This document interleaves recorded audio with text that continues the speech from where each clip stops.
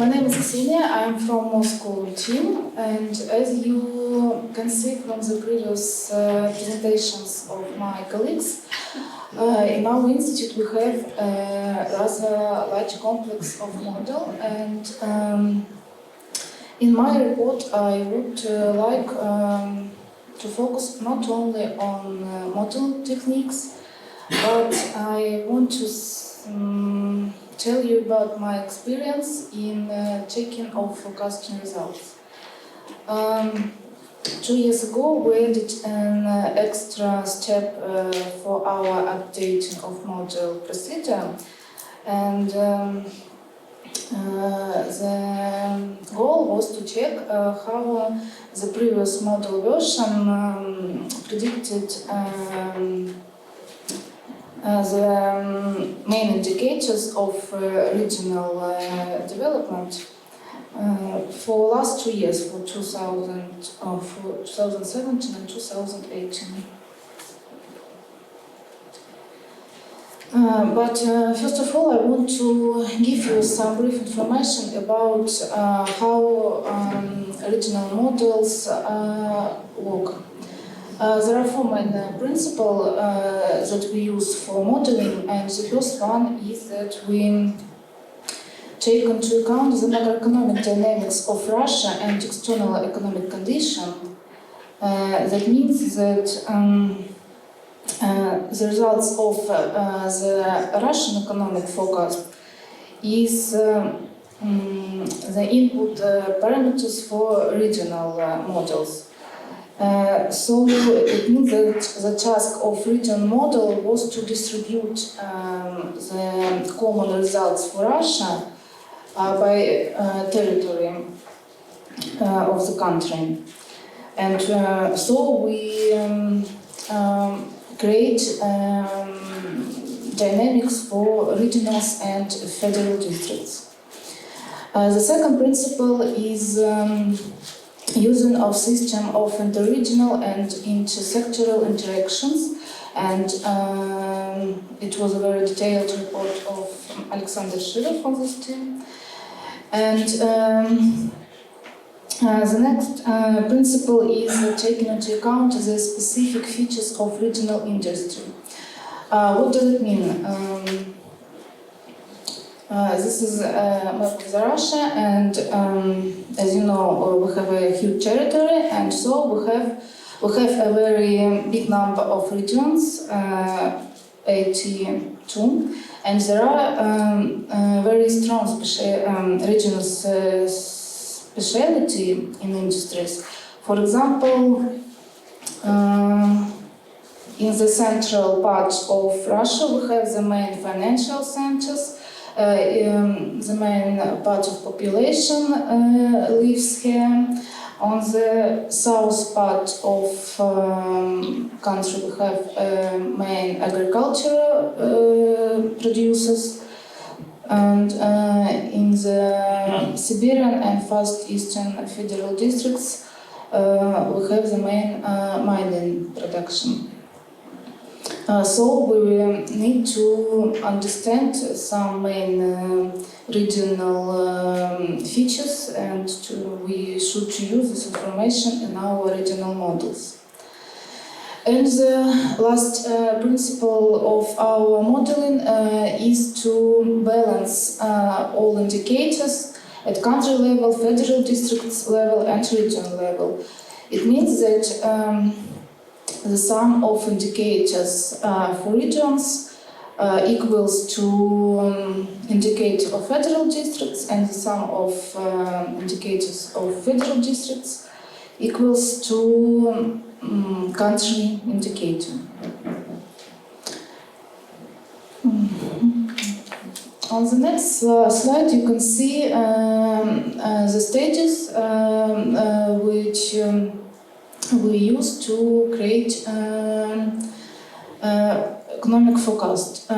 Usually we use forecast of Russian Ministry of Economic Development to create scenario about tax budget and monetary policy. Also, for regional part of model, we use some scenario conditions about territorial development, but I will say about it a bit later. On the first step, we have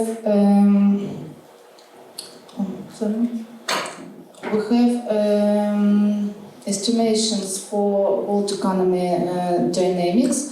And we use these results as input data for Russian economy model as an external demand on Russian goods.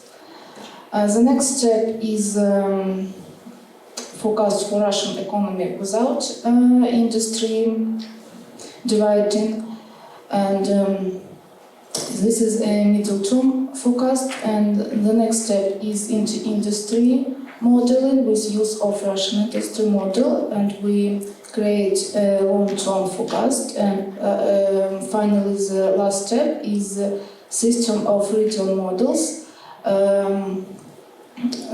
We have models for each federal district and for each regional.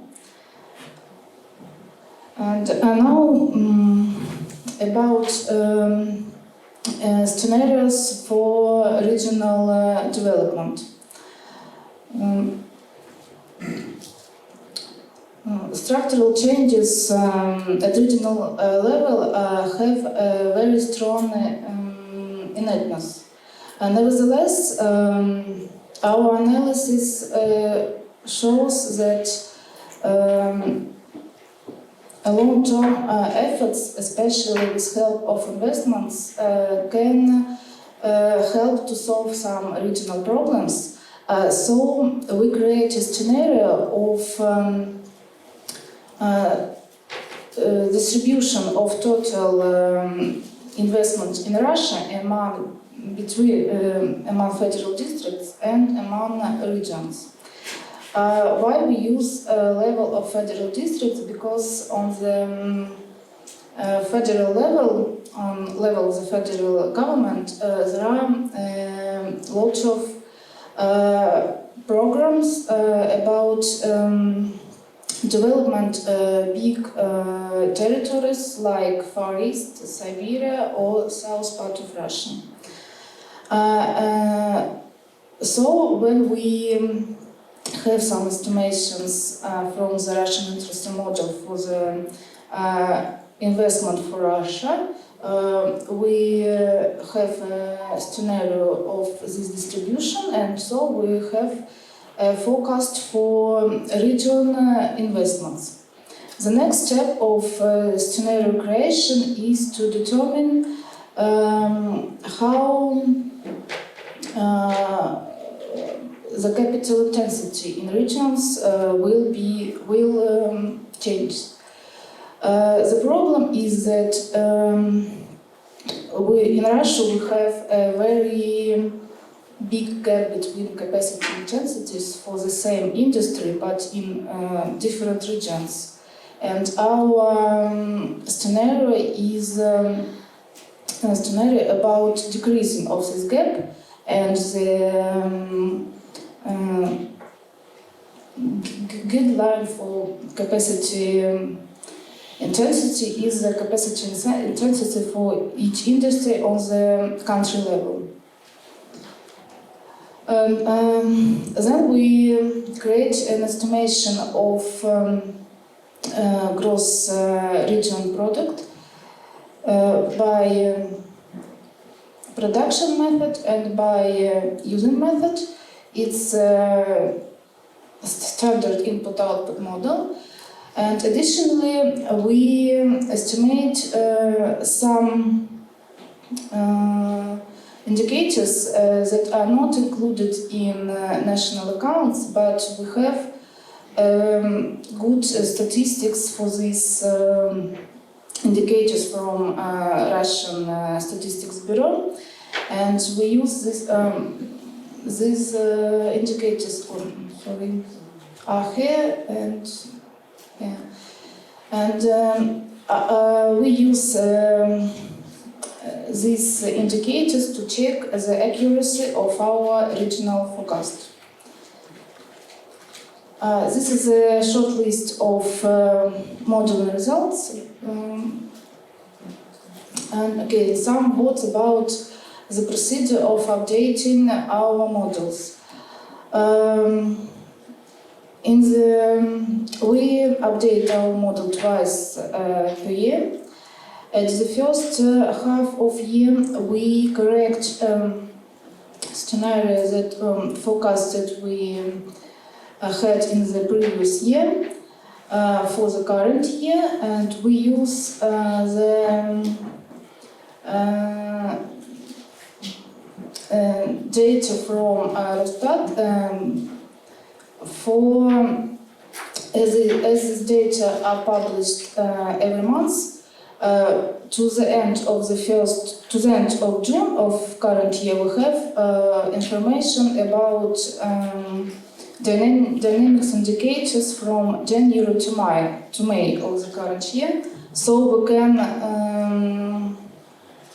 correct our estimations if our forecast is differs too much from the current statistics. And we use, and so we correct forecast for the current year. For the next years, we use new scenario conditions of Ministry of Economic Development. This is not a full forecast, just some conditions about economic policy and external conditions. And during the second update, we create new forecast estimations for the next years with use of full version of forecast of Ministry of Economic Development. Okay, and now what about checking the results? We create some estimates for acceptable accuracy of the forecast. And the idea was that if difference between actual data and forecasting results is less than this acceptable level, we can use the same model version for the next forecast. But if we have too large error, we have to correct our equations for the next updating. And when I estimate the acceptable level of error, I use three main indicators. The first one is indicator defining accuracy of statistic data from the Russian Statistical Bureau. The problem is that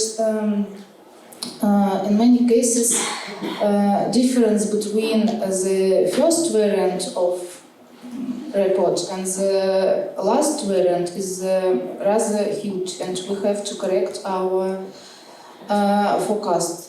The second indicator is volatility of estimated indicators for different regions. We have many regions, some of them are very huge, some of them are very small, and for some specific regions the dynamics of economic indicators can depend only on work of one enterprise, for example. So we assume that for such specific region we can use higher acceptable error levels than for more stable regions. And the last indicator was is connected with the accuracy of model, the previous versions of the model forecast. And in the table, this is just an example how we estimate acceptable error level for retail trade turnover, and we have two estimations for 1 year ahead forecast and for 2 years. And this is the acceptable level of forecasting accuracy for main economic indicators at the level of Russia, at the national level. And as you can see, accuracy of the 1 year ahead forecast is higher, stronger than for the 2 years ahead forecast. And now I will show just several examples of how checking of forecasting accuracy help us to improve the model results. On every slide I will show you duration of forecasting results made by our institute in 2016 and 2017, and actual data of ROSSTAT. And all slides are made for 2018. And the first example is about real disposable income of population at national level. As you can see, almost all versions of forecasts are lower than good, because we have errors less than the acceptable level. But only in version of May of 2018 we have a big error, but it was caused by problems with the current statistics of Russian Statistics Bureau. The first report about dynamic of real disposable income was 1.7, but in February 2019 dynamics were reversed and was decreased twice. So our forecast, we have to review our forecast because of troubles with current statistics.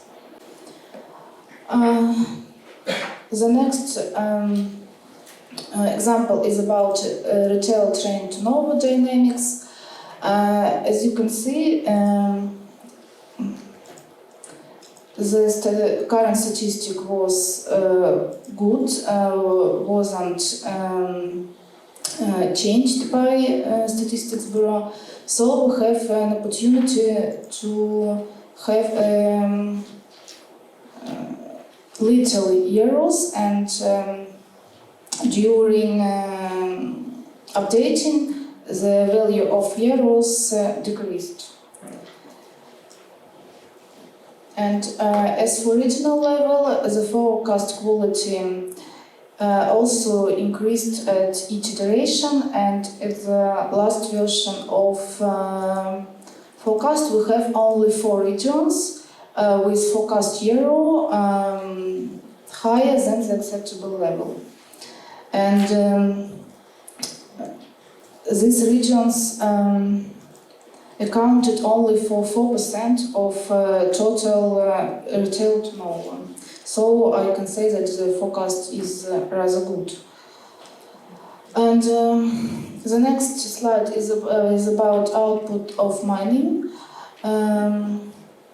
The results are not so good as for previous indicators, but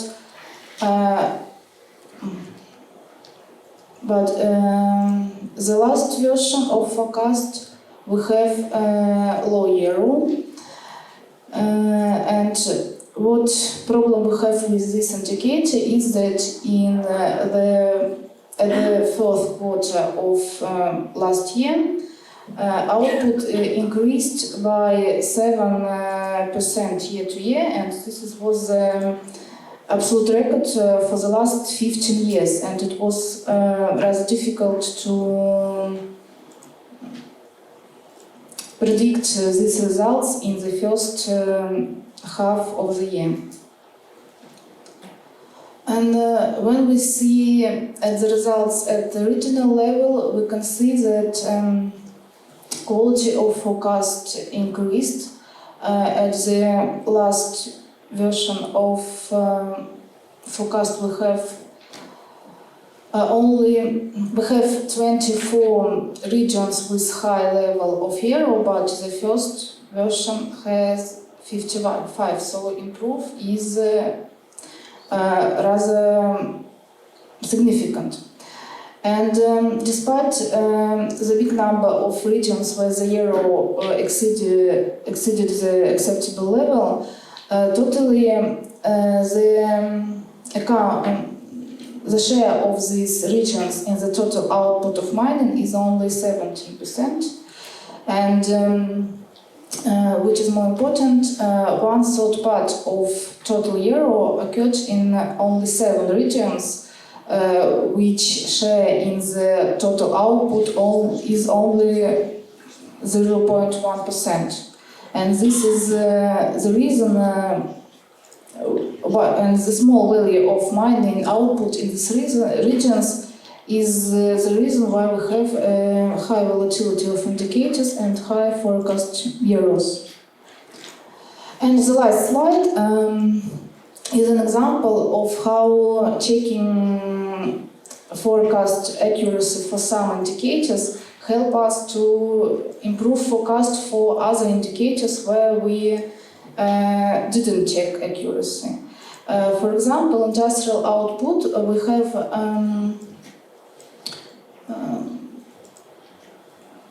we have no estimation of acceptable level of error.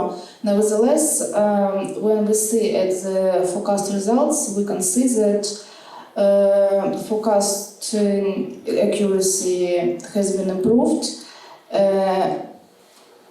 As you can see the number at the last version of forecast, the number of regions where forecast error decreased is 50.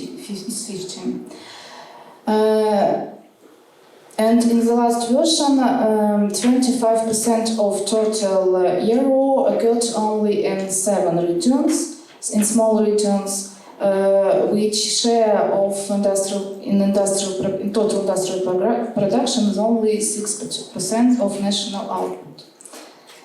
And now I want to present several conclusions of my report. The first one is that the multi-level system of modeling allows us to obtain the forecast of development of each of federal districts and regions, and this forecast is balanced. But complexity of the model system requires to check the forecast accuracy in order to improve the results in the next model version. This checking requires a lot of efforts because, as you remember, we have 42 regions. But this procedure actually allowed us to improve the model. But the main problem that we faced, it was in inaccuracy of the current statistic of Russian Statistics Bureau. But we believe that it caused by the changes in the statistical methods, and in future this problem will be less than now. Okay, thank you for attention.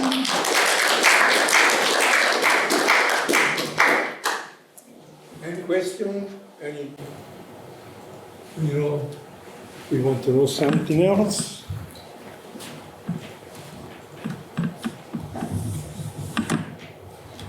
Thank you, Ksenia, for a very interesting presentation.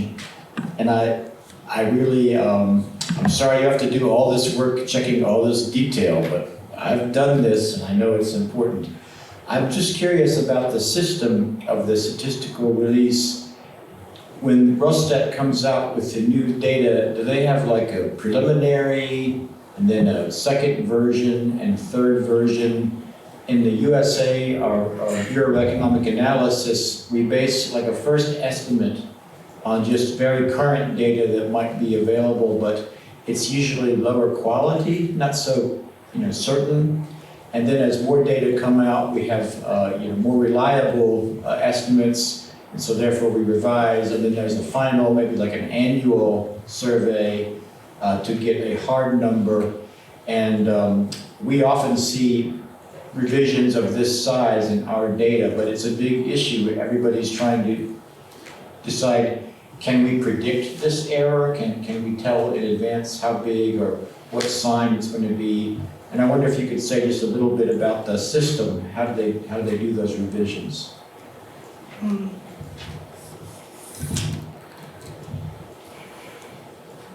Okay, first of all, I want to say that I understand that all current statistics is preliminary and it's very likely that it will be changed. But in Russian statistics,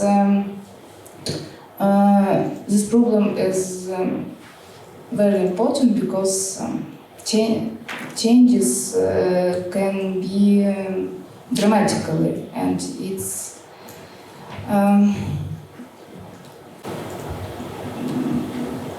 it will be 2-3 percentage point. It's impossible because if you have information about industrial output,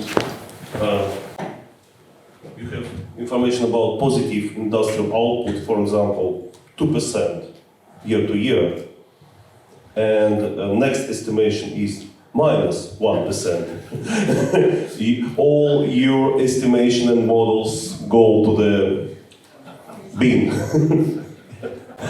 Yeah, the good example is disposable income, because during 2018, ROSSTAT every month published the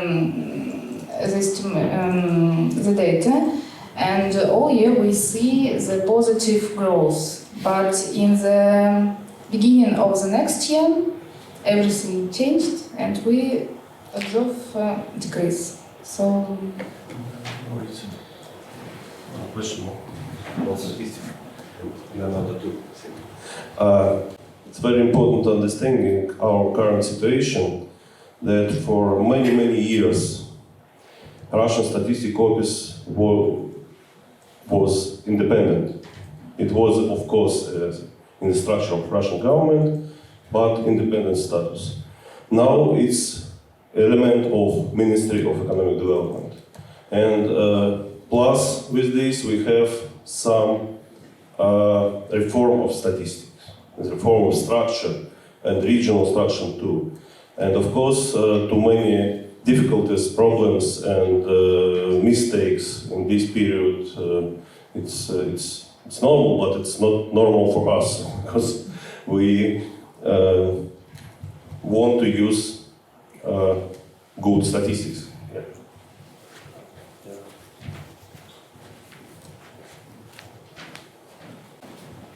A very simple comment. We have in Italy the same problem, and different release change a lot the GDP growth at regional level, and so sometimes we have to put away all the estimation. I have just one question about which kind of data you used and you have at regional level. I saw that in one of the previous slides when you described the multi-level that one, not after that, yes, this one. As far as understood, you use investment for region I and capital intensity for region I, and the magic number here is the capital intensity. Investment for industry I in the region. Okay. I would like to understand if you have information to make hypotheses on this capital intensity, because this is the very important number to create your estimation of GRP. And I was wondering if you make exogenous assumption on the behavior of this. Yes. And so my question is, do you have some information about, for example, the final consumption of household at regional level? Do you use that? Because if you put exogenous hypothesis on this parameter, there is a risk to underestimate the heterogeneity of the results among regions. If you have some information about the internal domestic demand and the movement among regions of this internal domestic demand, it could be useful to use on this point. Actually, we have information of account GRP use and GRP production for each region, but this statistic is a huge time gap of updating. So we have to use some additional indicators to check our models today, not I understand. The last question, and then we'll pass to the last presentation. Thank you very much for the presentation. Just some experience in Chile that I would like to share. I am part of the committee in the central bank, which is in charge of producing this kind of information. And we used to have the same problem. And this is what we did. There is a trade-off between accuracy and opportunity. The people always is demanding data, but the more currently the data is less accurate. So what in the bank we did is say we want to set a calendar. So we create an indicator of the GDP, for example, which is not a measure of the GDP, it's a projection of how the GDP might go next month, next term, next year. Okay. Then after a term of 3 months, we publish the first estimation of the GDP. Okay. This is the first publication after 3 months. After 6 months, we make a second one, and after 2 years, we publish the one that is definitely. So for the people that need data right now, they can use the indicator. But the modeler that want to model with real and strong data, then they have to use data 2 year old. So this is and this is very, very transparent for everybody. There is a calendar. So now people know which kind of data is using. Sometimes it's very currently data, but sometimes it's very exact, but it's old. Depending on what is for use, they pick the data that is available. Actually, one of the tasks of checking forecast accuracy was to understand how using of current statistics influence on the forecast results. It's improve or it's for plus or for minus. And actually, my results show that when we use current statistics with all problems, but we have improving in model, in forecast results. So. Thank you, Ksenia.